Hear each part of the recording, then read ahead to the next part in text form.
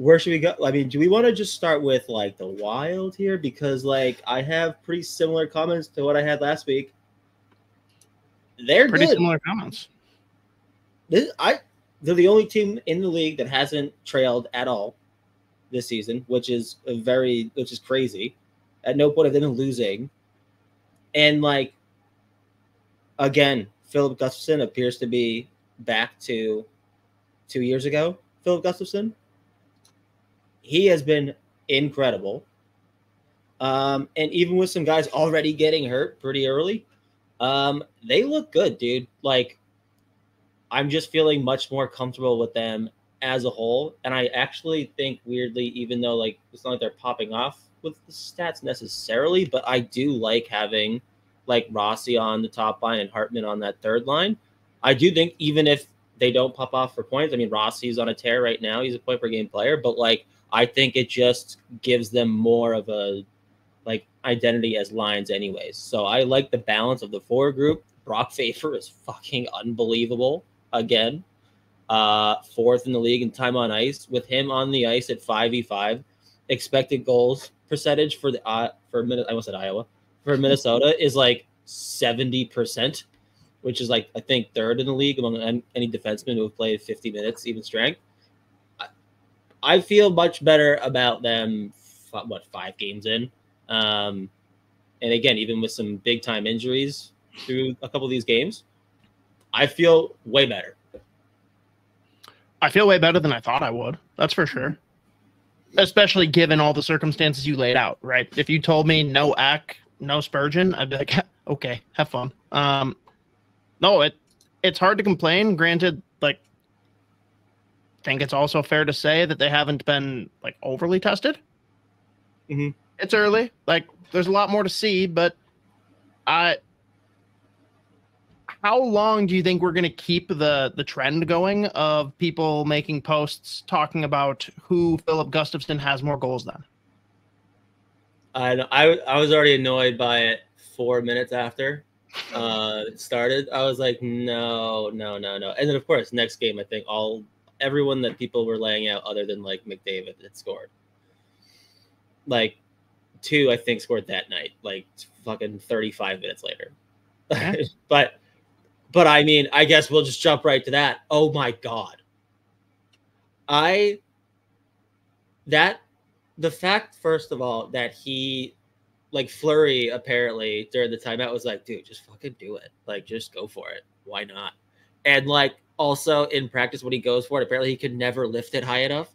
And he just got it. And he threw a fucking dart. And the celebrations were fucking incredible. And I, at least 3 times per day since that goal, have gone back and just looked at the box score on the NHL app because it's so funny that it was a power play goal. It's like Philip Gustafson won PPG. Like, it's so funny that it was a power play goal. It's the funniest picture I've ever seen. It's just like, it's ridiculous, but Philip Gustafson, the first goal in Wild history, the 3rd ever goalie power play goal in NHL history. That's impressive. A really fun one this morning on the newer, not improved version of 32 Thoughts. Someone asked them who is the oldest person to score their first NHL goal. And I think, like, I don't know if he was 3rd place or top 5, but one of them was Pekka Rinne, which is awesome. I would never have even thought about that. I guess it makes sense to go down the goalies, but like that wouldn't have even computed in my brain. But that rocks. I love that stat. Very awesome. And is John Hines, like, is that his biggest value to the team? Is that he knows how to get goalies to score? It might be. And now that since he's been behind the bench, they've had a goalie goal, and then last season they pulled the goalie in overtime to score in overtime. So like he does, like, cool shit happens sometimes when he's behind the bench, apparently in Minnesota. Not Weird Wild. But that was the best. So like last year we had Wallstedt score in Iowa. Now we've got an NHL goalie goal. It rules. I love it. And again, it just feels so much different than last year when like everything was going horrifically wrong. It's big that Kaprizov's already at a point per game. Boldy's at a point per game. Marco Rossi's got points in all but one game so far, and he looks really good in all three zones, really. And the special teams are holding up at least. The PK was looking iffy at one point, but holding up with duct tape. Yep. The past few games, they've had a couple like 4 minutes that they've killed off. They've had a couple of shorthanded chances. Like, I just feel like it's just literally the polar opposite the start last year. So again, I think we were both like iffy, skeptical, but like this isn't like a bad hockey team coming in. Yeah. But through 5 games, I have nothing but like positive things to say so far. Yeah, and got to talk the other side of the coaching battle too.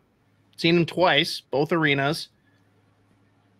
Dean Evason, has he basically locked in a job as long as he wants to have him in the NHL? Like, he will always have a role with a team that's either a fringe playoff team or a bad team in general, because he'll come in and he will immediately give you like at least a 30% jolt.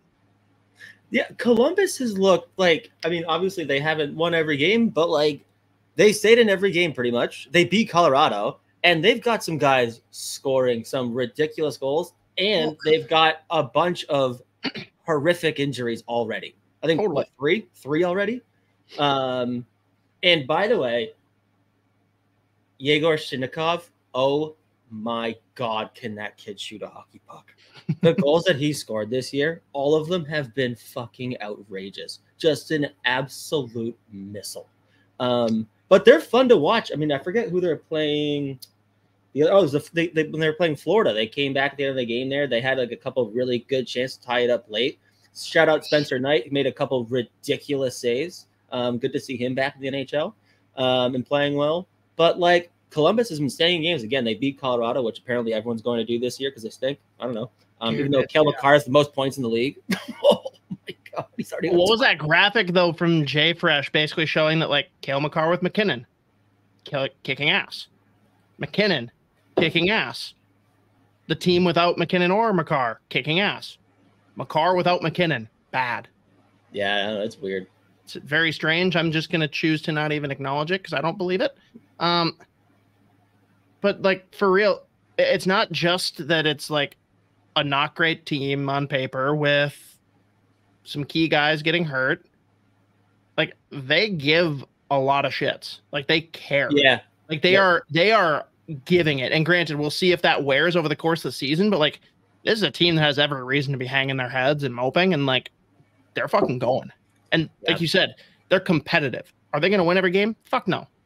But like they're competitive. They're staying in these games. And it's Dean Evason masterclass, just like what we saw with him dragging average teams to 100-point performances. Like this guy can coach in the NHL as long as he so chooses. Yeah, and like we said this, I think before the season started too. Like, is Columbus going to be a playoff team? No, but like the thing that Dean Evason brings, which was all like when he got hired, we were saying like there has been just like pure misery for the last couple of years in Columbus. Like that's a unbelievable fan base. Like when that team is good, that barn is rocking. I mean, they sold out like every game last year anyways. It's a great fan base, but like if there's one huge positive trait that Dean Evason has as a coach is his teams will run through a brick wall for him, and they're doing that every single shift. And one guy that I'm very happy for that looks really good is Sean Monahan. He's looked really good to start the year. Had that goal their first game back in Columbus, which was, I mean, what a pregame ceremony in honor of Johnny Gaudreau. That was incredible. Very but cool. Of course, he scores. But he's looked really good, so I'm very, very happy for a guy like Sean Monahan. Continue. He looked good last year too. He had his like big bounce back year, so hopefully that continues. But yeah, no, Columbus is a pain in the ass to play against. Which again, Dean Evason, this is what he does. His players run through a brick wall for him, all effort, and they've got a couple young guys too that look really good. So yeah, I know, good for Columbus. Very, very good for Columbus. Wild have an interesting stretch here now after what we said wasn't a tough start. Florida Tuesday, Thursday, Tampa, Saturday, Philly, which you can go either way on that. And we'll talk about them later, but Pittsburgh on Tuesday, which who knows what the fuck that'll be. But what's an acceptable outcome? Like, what do you need to see for these 4 games for your opinion to not have changed? I mean, realistically, it's just when they play Tampa and Florida to look like they belong, honestly, because I'll tell you what, I think the team that so far, when we did our like predictions or whatever, the one team that's really making me already, I mean, again, they've played 4 games, but Tampa Bay, still top heavy, but oh my God. The top is heavy. They look fucking incredible. And if they can find, like, as the season goes here, like, I mean, they've got Radish on that top power play unit, which is not obviously what you want. So if they can find like a middle 6 scoring right wing, which is like the most abundant thing possible in this league, that power play is going to continue just to rip. But Kucherov, good Lord. But that second line of Sorelli, Hagel, and Nick Paul, like, it's one of the best, most well-constructed lines in the NHL right now. Like, when they're on the ice, they are suffocating. They are unbelievably physical. They give you nothing as far as, like, when they're like, defensively or whatever. And I think the goals with them on the ice are like 95% in their favor. Expected goals are like 85%. Like, they have the puck the whole time, and they suffocate you in all 3. Like, they are unbelievable. Victor Hedman looks like Victor Hedman. JJ Moser's fit in really well. They are a fucking problem. Like, they look incredible. So I would strongly urge any team to also, again, like, keep them off the power play too, because Kucherov, now that Stamkos is gone, is looking like he's ready to just let everything fly. He's more of a shooting option now, but he is one of like the most fun players to watch. Like, everything he does is sick. And now he's shooting. So he's like, I'm going to go win. I had 100 assists last year. I'm going to go win the Rocket. I think I'm going to give that a go this time and see how that goes for me. He looks fucking unbelievable, but Tampa Bay is a problem. We missed a key piece of the not weird segment. So we're going to bounce back for a second and address this comment from Cosgrove. LOL. Matthew and Pierre-Olivier Joseph dressed up as white chicks for Halloween. Rivals flurry for best costume. We got to talk Halloween costumes. We have to. We're obligated to. So you'll be shocked where I'm going with this. So the NHL, all these guys, they do Halloween every year, like, incredibly well. And like on a team like Minnesota, where most of the guys married, like, they incorporate the wives, and it's like always just these incredible costumes. When the Wild posted on Instagram the pictures of the costumes, and you're flipping through, it's like husband, wife, boyfriend, girlfriend, then Fleury's McLovin, and then Jakub Lauko by himself taking a mirror selfie. It was the funniest. Well, I don't know. Lord of the Rings. I'm guessing that is the Witch King of Angmar. Fully to the nines. You couldn't see any of his skin. He's got the mace in his hand, but the fact that it was a mirror selfie was my favorite part. Oh, made it for me, man. I loved that. Like, he is so perfectly like outfitted, and it's like, oh my God, it's like you're watching the movie, but he's got a cell phone. And again, like, it was so funny that it came after like the couples dressed up really well, then Fleury's being beloved, but then Jakub Lauko, was just getting ready by himself in his apartment. He's like, mirror selfie. It's so fucking funny. I love this guy. I'll talk about him every week if we can. I was so happy they went to Minnesota. Told you he's going to be a fan favorite immediately. He has become that. That goal that he scored, by the way, was absurd. Oh my God. Seriously, thanks, Phil Gustafson, for ruining that. And of course, Lauko was like, I didn't know the rules. I want to jump on the ice when he scored. That is awesome. I also really liked the third wheeling of Kaprizov. like naturally. Course, that's pretty good. Actually, it wasn't in college. It was like a year or two, a couple of years removed from college. But my buddy had a Halloween party, and we actually had one of my college roommates, the Sabres fan, Joey. Some of you might know him from a couple of years back. He came on here quite a bit with us, but his girlfriend was like insistent on doing a costume with him. And he's like, well, no, I'm already doing a costume with my buddy. And he and I just got like the shittiest, cheapest like t-shirt tuxedos and did like full out Dumb and Dumber tuxedo. So like we had like shitty plastic like top hats. We made our staffs over the night, or our canes over the night, with taping beer cans together. And she wanted to be part of it. So she dressed up as a parrot in effort to be the dead parakeet given to that's actually really Enforcee. But she did that and just was like, I'm part of this. We're like, all right, cool. You know what? Fair enough. That's hilarious. We like that. That's pretty good. But so I got to ask you, Z, and putting you on the spot a little bit, but if you had fuck you NHL money, what are some of your top like Halloween costume ideas that you'd like to do? And I got one at the very top of my list that I know you'd be down for with me.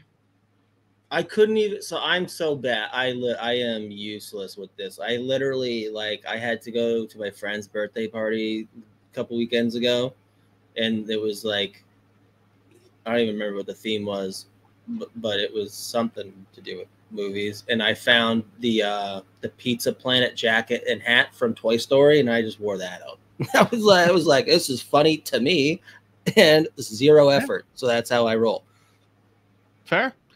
Gotta address here. So obviously Lauko's Mace was great. Trennan with his wife / girlfriend has Team Ricky Bobby is solid, but Hartman's was probably the best one. It had to have been the best one, right? A+.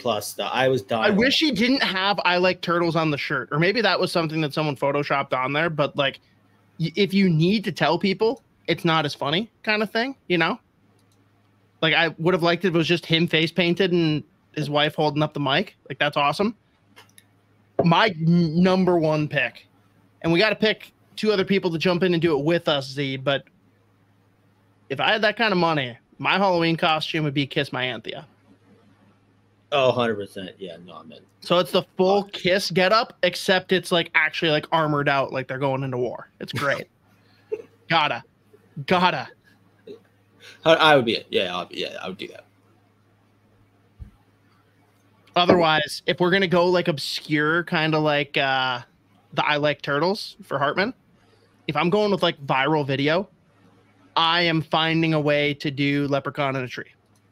Yeah, I was gonna say I don't know how, but that's a Hall of Fame, Internet Hall of Fame video. It's a first ballot. It's the reason that the Hall of Fame was created. They're like, we need to put this video into a Hall of Fame. Let's create a Hall of Fame. Like, it is the best video that I've ever seen. And there's still people that don't know what it is. And it blows my mind. It's sickening to know that those people exist. Oh, it's so good. So good. That or this one from Mad TV. Where your boyfriend at? I forgot. That one's incredible. I love to fun full spin. Do you know who plays that character? I forget his name. It's not a him. It's a her. Oh, it's Ronnie's, and it's Ronnie's mom in Role Models. Yeah. Now we've gone full circle.